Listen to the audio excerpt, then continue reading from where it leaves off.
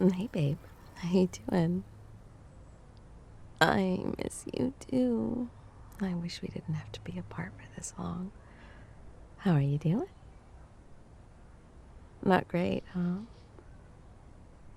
Well, have you played any games lately that bring you joy? No? What? No. Please tell me they didn't do that. Why? Why do adults have to boomer so hard? No, you are not useless because you play video games. No, you are not a parasite because you live at home. Like, the numbers are 50% of people under 25 still live with their parents. This is pretty normal right now. What? No. God, you sound like a capitalist. But reducing yourself down to some sort of measurement of outcome. Are you a widget maker? Have you been to an economic class recently that said you only have value as some sort of machine to serve society? Oh, love. Shh. It's okay. It's okay. It's okay. I'm here. I'm here. You are not useless. Well, and just hearing your voice brings me joy. That's what humans are for, right? To connect. No. Okay, so let's imagine your friend has a pet. And this pet is suddenly kind of not playing, maybe not eating, doesn't seem interested in some of the things they used to do, doesn't really move a lot. Would we say that that pet is bad? That there's somehow lacking, that we should take away their toys because they don't deserve them? Of course not. We would take them to the vet. We would try to figure out if they're okay. We would be worried about them. We would be looking at the environment, right? To figure out why this animal is suffering. Newsflash, you're an animal. Yeah. Well, what in your environment is part of this? You do not live in a vacuum. No, of course not. No, say it for me. Say, I am not worthless. Don't make me pull out the Dom card, because I will. Say, I am not worthless, Miss Wendy. Good boy. Okay, this one's going to be a hard one, but since you're being such a stubborn brat, I want you to say, I have value, Miss Wendy. Say it. Say it again. Okay. This could be a really fun game, you know. I just make you say things that are true. True like gravity. You have value, of course. Of course. Well, I mean, we aren't here to simply make other people rich. That seems silly. I think we're here to kind of, I don't know, be alive, to experience life, to connect, to know people and feel the sun on our face and feel joy and feel struggle and to experience. Well, you're not just here to serve other people, cutie. Well, I really do enjoy when you serve me, of course. Of course I do, baby boy. But that's not why you're here. No. Mm-mm. I wish I could reach through this phone and give you the biggest hug ever. Maybe wrap you up in a blanket. Put your head in my lap. Boop your nose. Play with your earlobes.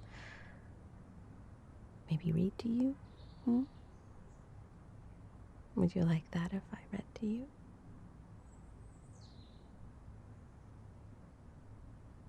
While I'm in the middle of a book, I could just read to you what I'm reading. Okay.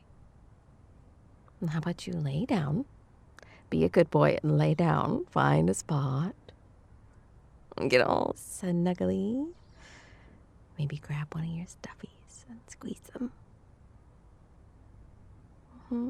How about you get a heavy blanket and put it over you, like make it into a tube shape and put it over your middle.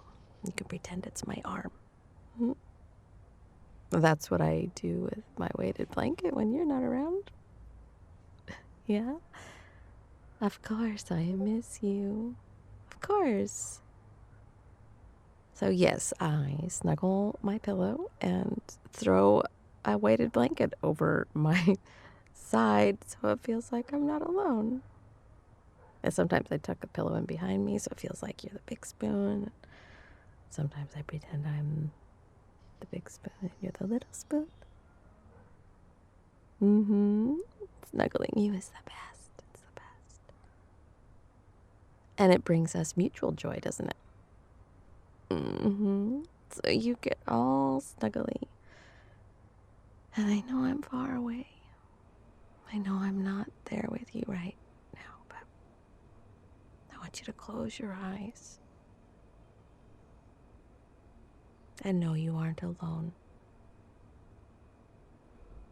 You're surrounded by so many other humans that are all probably struggling and doubting and hurting and hopefully finding joy and laughter and connection and purpose, but also just people.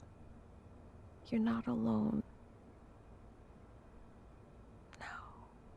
You have value. You are worthy. And now I want you to relax. Take a deep breath in through your nose, like you're sniffing a flower. And then hold it for me. Hold it. Be good.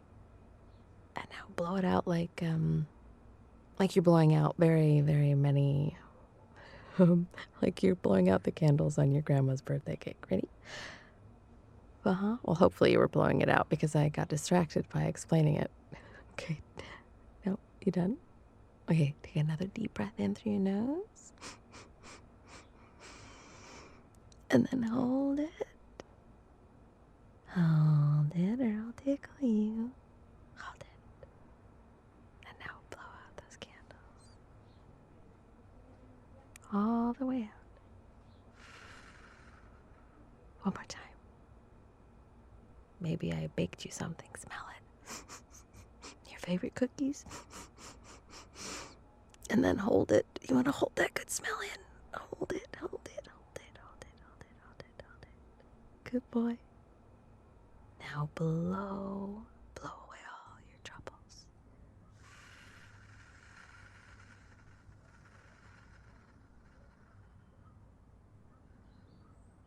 Yeah. Now be with me and listen.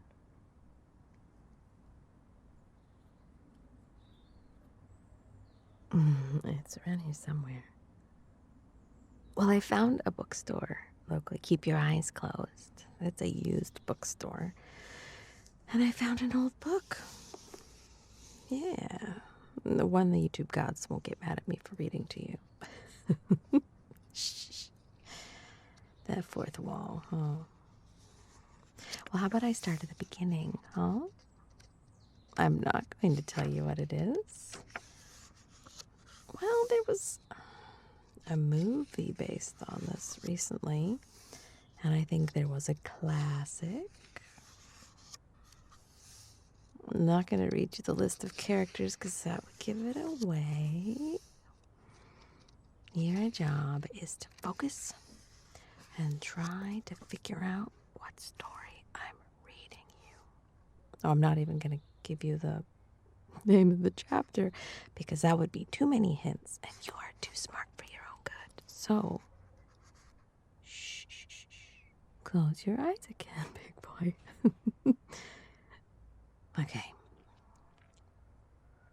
It was 5 o'clock on a winter's morning in Syria.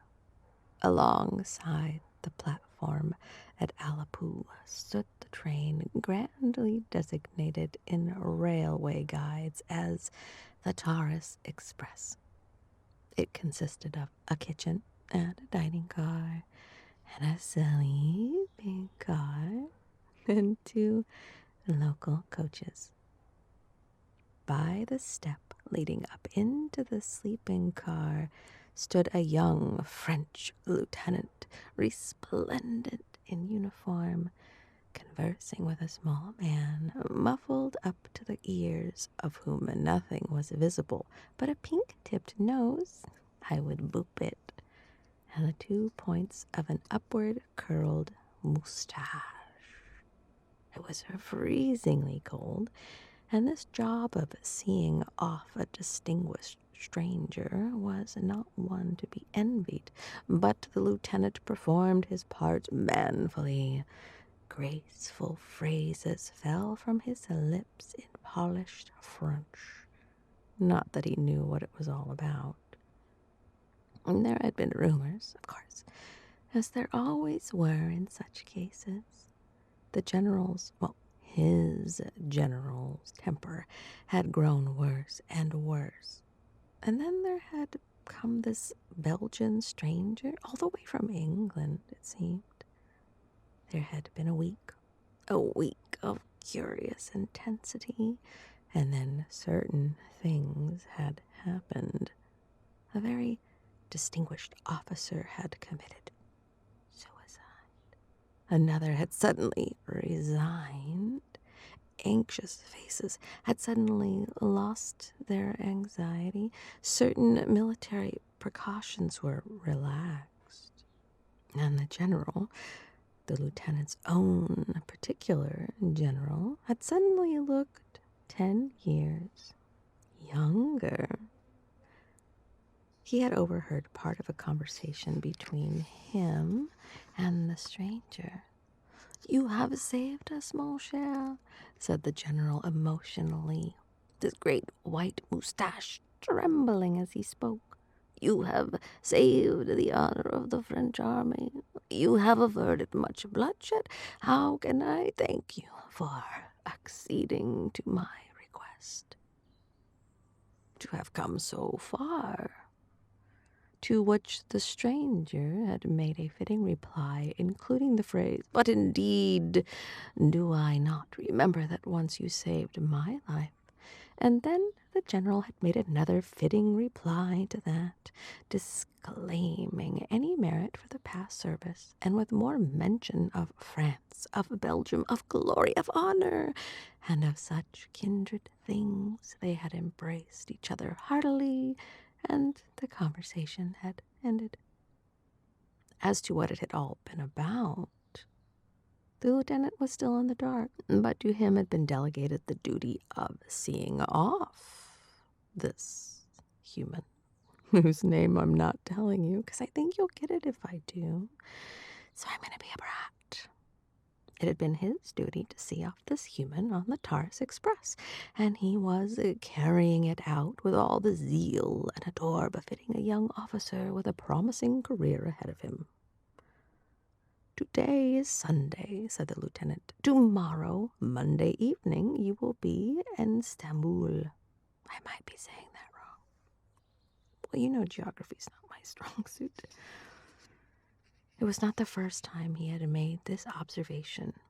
Conversations on the platform before the departure of a train were apt to be somewhat repetitive in character. "That is so," agreed the man. "And you intend to remain there a few days, I think?" "Oh, oui. Istanbul is a city I have never visited. It would be a pity to pass through." He snapped his fingers descriptively. Nothing presses. I shall remain there as a tourist for several days. La Sainte Sophie is very fine, said the lieutenant, who had never seen it. A cold wind came whistling down the platform. Both men shivered. The lieutenant managed to cast a surreptitious glance at his watch. 5 minutes to 5, only 5 minutes to go. Fancying that the other man had noticed his glance, he hastened once more into speech. There are several people traveling this time of year, he said, glancing up at the windows of the sleeping car above them. That is so, agreed the man. Let us hope you will not have been snowed up in the Taurus. That happens? Yes, it occurs. Not this year as yet. Let us hope then, said the man. The weather reports from Europe, they are bad, very bad in the Balkans. There is much snow. Oh, in Germany too, I have heard. Oh, bien, said the lieutenant, hastily as another pause seemed to be about to occur. Tomorrow evening at 7:40, you will be in Constantinople. Yes, said the man, and went on desperately. La Sainte Sophie, I have heard, is very fine, magnificent, I believe. Above their heads, the blinds of one of the sleeping compartments was pushed aside as a young woman looked out.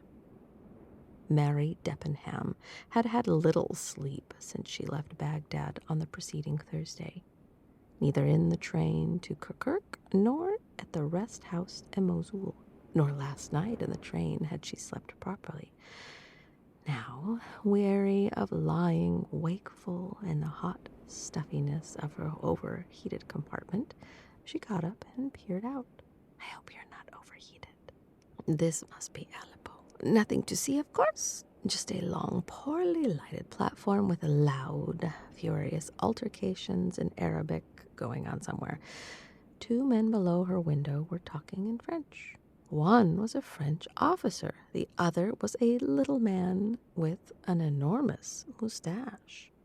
She smiled faintly. She had never seen anyone quite so heavily muffled up. It must be very cold outside.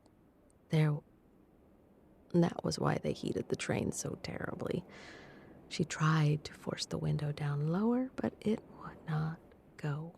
The wagon-lit conductor had come up to the 2 men. The train was about to depart, he said. Monsieur had better mount. The little man removed his hat. What an egg-shaped head he had. In spite of her preoccupations, Mary Debenham smiled. A ridiculous-looking little man. The sort of little man one could never take seriously. The lieutenant was saying his parting speech. He had thought it out beforehand and kept it till the last minute. It was a very beautiful, polished speech. Not to be outdone, the man replied in kind. And bonjour, monsieur. I'm going to brutal this French. Are you ready? Hopefully my brutaling doesn't keep you awake, baby boy. Just smile at the folly of me reading you an old book with big words. Shh, no teasing. En voiture, monsieur, said the wagon-lit conductor. With an air of infinite reluctance, the man climbed aboard the train. The conductor climbed after him, and then the man waved his hand. The lieutenant came to the salute. The train, with a terrific jerk, moved slowly forward. Food, murmured the man. Brr, the lieutenant said, realizing to the full how cold he was. Voila, monsieur, the conductor displayed to the man with a dramatic gesture the beauty of his sleeping compartment and the neat arrangement of his luggage.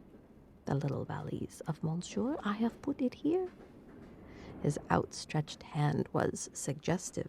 The man placed in it a folded note. Merci, monsieur. The conductor became brisk and businesslike. I have the tickets of Monsieur. I will also take the passport, please. Monsieur breaks his journey in Istanbul, I understand. The man assented.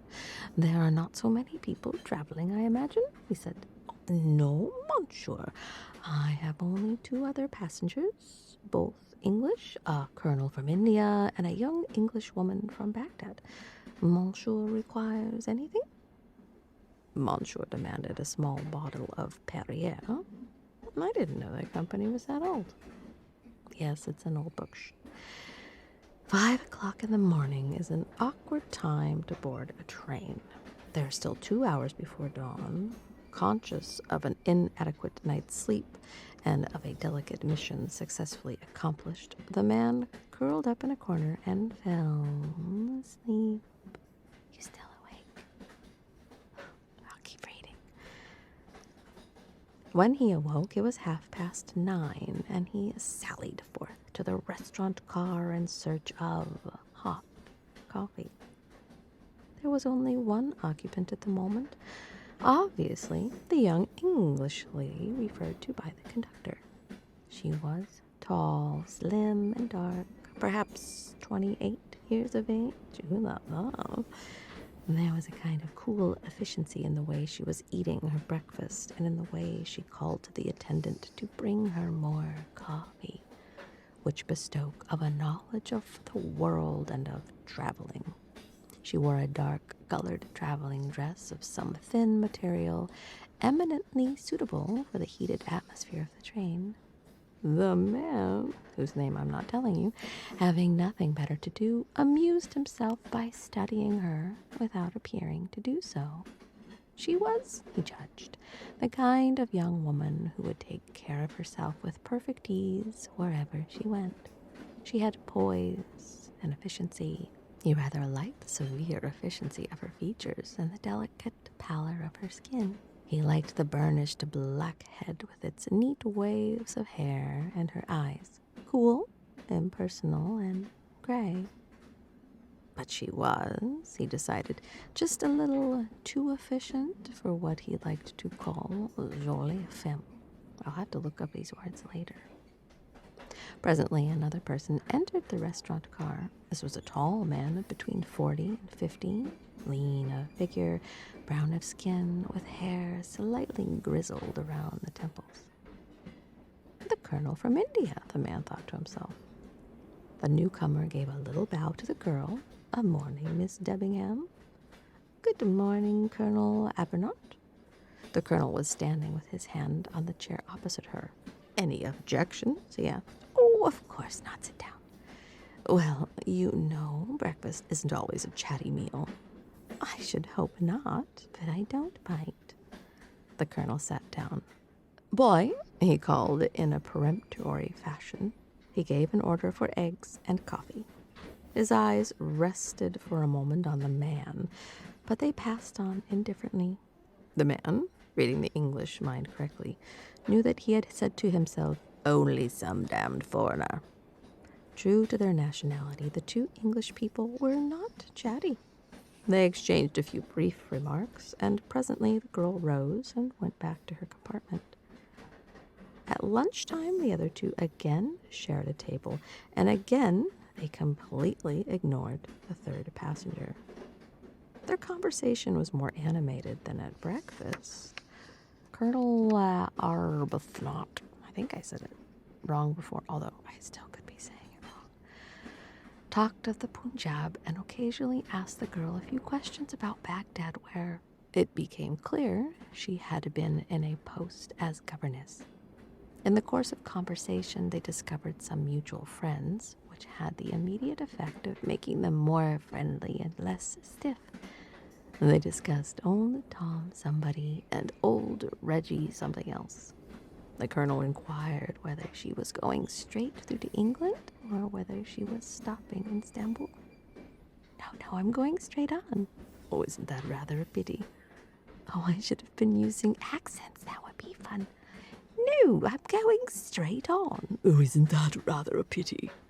"I came out this way 2 years ago and spent 3 days in Istanbul then." "Oh, I see. Well, I may say I'm very glad you are going right through. because I am. He made a kind of clumsy little bow, blushing a little as he did so. He is susceptible, our colonel, thought the man to himself with some amusement. The train is as dangerous as the sea voyage. Miss Debenham said evenly that would be very nice. Her manner was slightly repressive. Those British people. The colonel, the man noticed, accompanied her back to her compartment. Oh my. Later they passed through the magnificent scenery of the Taurus. As they looked down toward the Sicilian gates, standing in the corridor side by side, a sigh came suddenly from the girl. The man was standing near them and heard her murmur, "It's so beautiful. I wish. Yes? I wish I could enjoy it." Arbuthnot did not answer. The square line of his jaw seemed a bit sterner and grimmer. "I wish to heaven you were out of all this," he said. "Oh, hush, please hush." "Oh, it's all right." He shot a slightly annoyed glance in the man's direction. Then he went on, "But I don't like the idea of your being a governess, at the beck and call of tyrannical mothers and their tiresome brats." She laughed with just a hint of uncontrol at the sound. "Oh, you mustn't think that. The downtrodden governess is quite an exploded myth. I can assure you that it's the parents who are afraid of being bullied by me." They said no more. Arbuthnot was perhaps ashamed of his outburst. "Rather an odd little comedy I watch here," said the man to himself thoughtfully. He was to remember that thought of this later. They arrived at Konya that night about 11:30. The two English travelers got out to stretch their legs, pacing up and down the snowy platform. The man was content to watch the teeming activity of the station through the window pane. After about 10 minutes, however, he decided that a breath of air would not perhaps be a bad thing after all. He made careful preparations, wrapping himself in several coats and mufflers and encasing his neat boots in galoshes. Thus attired, he descended gingerly to the platform and began to pace its length. He walked out beyond the engine. It was the voices which gave him the clue to the two indistinct figures standing in the shadow of the traffic van. Arbuthnot was speaking. "Mary," the girl interrupted. "Mary," the girl interrupted him. "Not now, not now. When it's all over, when it's behind us, then..." Discreetly the man turned away. He wondered. He would hardly have recognized the cool, efficient voice of Miss Debenham. "Curious," he said to himself. The next day he wondered whether perhaps they had quarreled. They spoke so little to each other. The girl, he thought, looked anxious. There were dark circles under her eyes. It was about 2:30 in the afternoon when the train came to a halt. Heads were poking out of windows. A little knot of men were clustered by the side of the line, looking and pointing at something under the dining car. The man leaned out and spoke to the wagon-lid conductor, who was hurrying past. The conductor answered, and the man drew back his head and, turning, almost collided with Mary Debenham, who was standing just behind him. "What is the matter?" she asked, rather breathlessly in French. "Why are we stopping?" "Oh, it's nothing, mademoiselle. It is something that is caught under the dining car. Nothing serious. It is put out. They are now repairing the damage. There is no danger, I assure you." She made a little abrupt gesture as though she were waving the idea of danger aside as something completely unimportant. Yes, I understand that, but the time..." "The time? Yes, this will delay us." "It is possible, yes," agreed the man. "Oh, but we can't afford delay. This train is due at 6:55, and the other has to cross the Bosporus and catch the Simplon Orient Express on the other side at 9 o'clock. If there is an hour or two of delay, we shall miss the connection." "Oh, it is very possible," he admitted. He looked at her curiously. The hand that held the window bar was not quite steady. Her lips, too, were trembling. Does it matter to you very much, mademoiselle? He asked. Oh, yes, yes, it does. I must catch that train. She turned away from him and went down the corridor to join Colonel Arbuthnot. Her anxiety, however, was needless. 10 minutes later, the train started again. It arrived at the next station only 5 minutes late, having made up time in the journey. The Bosporus was rough, and the man did not enjoy the crossing. He was separated from the traveling companions on the boat and did not see them again. On arrival at the Galata Bridge, he drove straight to the Tolkana Hotel. Chapter 2. The hotel. Dun, dun, dun. Are you asleep?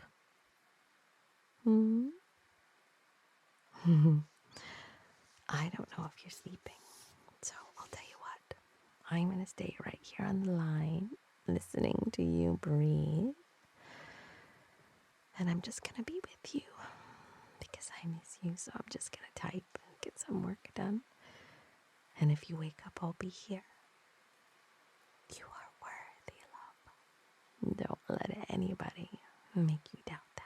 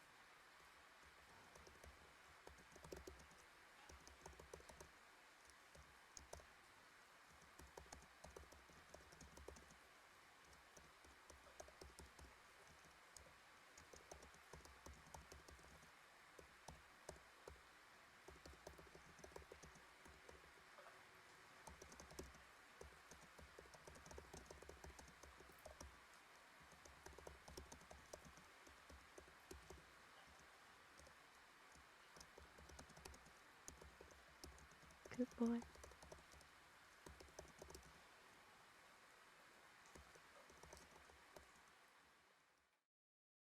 This audio was brought to you by my Patreon. Thank you, my good boys, for making everything here possible.